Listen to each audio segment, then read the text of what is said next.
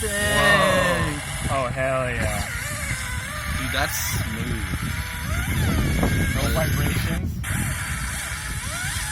Who's tried this? 60 FPS. Wow, look at that. Snapchat made these glasses. Was it like product of the year or something from someone? I think so, yeah. Well, these guys have claimed the Snapchat glasses product of the year, and I tend to agree because of some technologies that are in here that they developed themselves, which I don't know if they're getting enough credit for. Apparently, the sensor inside the camera in these Snapchat glasses is a circle, and so when you actually get the video feed, you get a circular video so that you can rotate it and make it vertical or portrait. And that's their way of allowing you to present your Snapchat footage in a portrait format or a vertical format. And that's really neat. That's very, I don't think anybody's really done that before. I haven't done that myself. I mean, I haven't seen that myself anywhere else. And the other thing that's really incredible about these glasses and the camera in them is that the quality is really astonishing.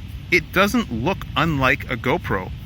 The glasses, I think they're $140, and they have built-in storage and pretty much unlimited storage through your phone, Snapchat stories or whatever. I'm not really a huge Snapchat user. I haven't bought a pair of these myself, but I have always thought that it's a very impressive product. And I've now read a bunch of reviews, and a lot of people agree that it's a very impressive product. But I think a lot of the reviewers, not a lot, I don't think a single reviewer really focused on the video quality of the camera itself. Now, I'm not sure the camera sensor is actually a circle. I doubt it's a circle. It's probably a square and it's being cropped into a circle, which makes sense for the product. But we want a square. And the good news about the camera is that the field of view of it is really, really good. It's not quite as wide as a GoPro, but it's pretty darn good in general. I mean, it's a really wide field of view. Really great. You're going to look at the video and you're going to think, oh man, this is really like low resolution or really blurry and not good video. But I urge you to take a closer look at it and closer look at some of the most important things about the video of these little action cameras. I mean, there's so many Chinese GoPro knockoffs and really none of them are good. The Runcam 3 came the closest to the GoPro in 1080p 60, and it does 1080p 60 well. The GoPro does much, much more than 1080p 60, so I personally think the GoPro is a much better product. But this camera, you're already looking at the video, it's 60 frames per second, and yes, it looks like it's low resolution or whatnot, but that's probably just the bit rate of the actual sensor coming off the sensor. I mean, the processing systems, these are intended for small Snapchat videos. They're not made for high quality video. I think that if they just pumped up the bit rate, it would be significantly improved. I think the camera, if they can maintain the clarity of lighting and color and contrast and the general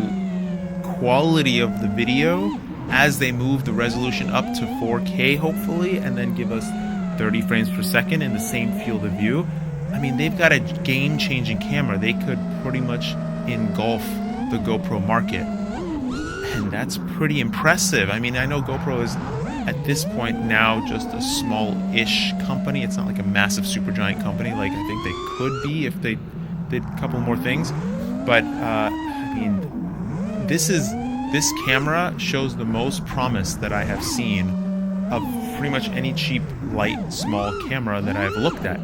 I mean, the camera fits in glasses and the tiny little sides of the glasses. It weighs nothing. It's so easy to incorporate into our quads, and it would make for fantastic race footage after the fact. I'm not looking for, the best quality of everything, but it shouldn't be that hard to put this in a quad. I mean, the thing is going to weigh 10 grams maybe. The camera weighs nothing in these glasses.